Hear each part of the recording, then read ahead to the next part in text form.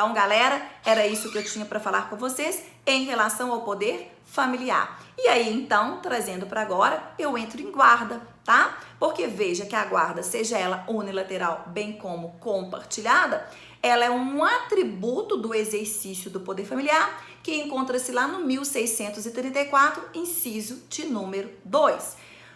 A guarda, na prática, ela traz tanta confusão jurídica, tanto questionamento jurídico, bem como tanto processo judicial para se discutir a guarda, e tem poucos artigos remissivos que falam em relação à guarda.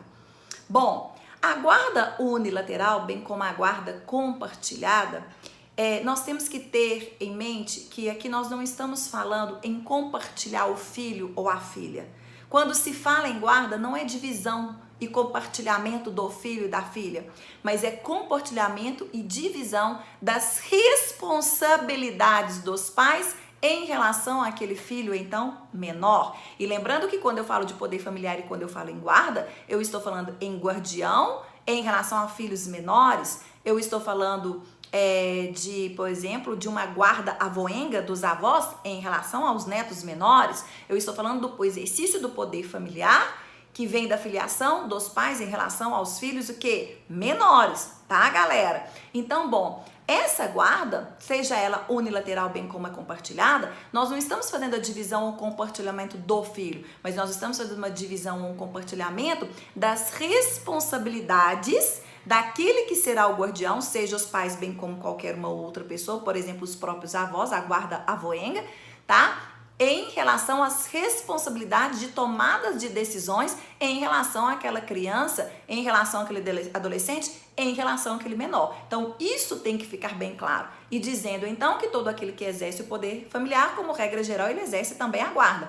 Mas nem todo aquele que exerce a guarda, lembra sempre da questão da avó ou do avô, eles podem ser os guardiões exercentes da guarda, mas não exercerão poder familiar, tá bem? Então percebam, a guarda unilateral é quando a responsabilidade da tomada das decisões compete a só uma pessoa. E aqui eu vou falar na regra geral ao pai ou à mãe, tá? E a guarda compartilhada, então, a decisão de tomada dessas decisões de responsabilidades será compartilhada entre os pais.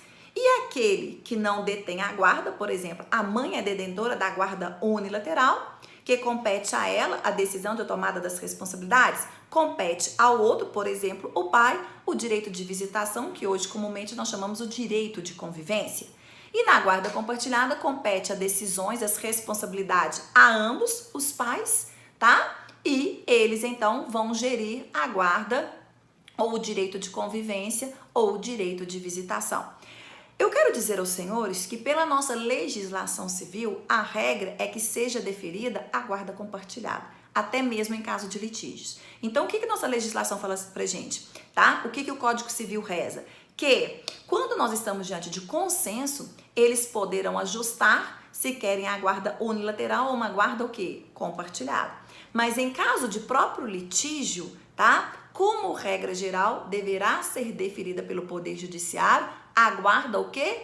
Compartilhada. Somente não será utilizada da guarda compartilhada se um dos pais abrir mão dessa guarda compartilhada. Então, existe uma grande crítica na doutrina, nas melhores doutrinas ou doutrinas majoritárias, contra esse posicionamento da própria lei, dizendo que em caso de litígio, como que vai ser deferida uma guarda compartilhada àquele casal que por si só está em litígio, que por si só está em conflito, que não sabe dirimir ou conversar ou resolver as próprias dúvidas do casal, quanto mais em relação à guarda de um filho.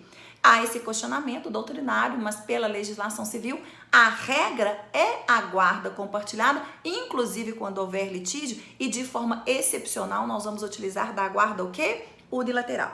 Uma pergunta que eu faço aos senhores é o seguinte: pela nossa legislação civil, tá? A regra, a modalidade é dessas duas espécies de guarda, a guarda unilateral e a guarda o quê? Compartilhada, tá? Mas, Dani, existem outras espécies de guarda? Existem outras espécies de guarda trazidas ou criadas pelas próprias doutrinas ou por questões jurisprudenciais, que nós temos, por exemplo, a guarda alternada. tá? Que é chamada, por exemplo, pelo professor Flávio Tartucci de guarda ping-pong ou guarda do mochileiro. Por quê? Porque a criança alterna períodos com o pai e alterna períodos com a mãe.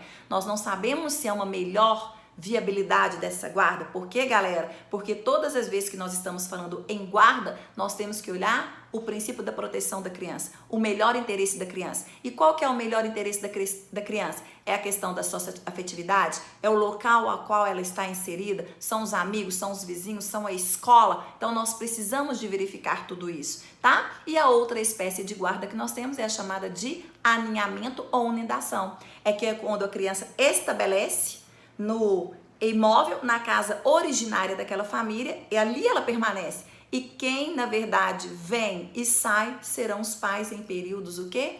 Alternados. Lembrando para os senhores também que uma nova relação não faz com que haja a perda da guarda. Um novo casamento, uma nova união estável, não haja a perda da guarda, a não ser que o padrasto ou a madrasta não saiba conviver. Meu tempo está acabando. A gente volta em um outro vídeo conversando sobre isso.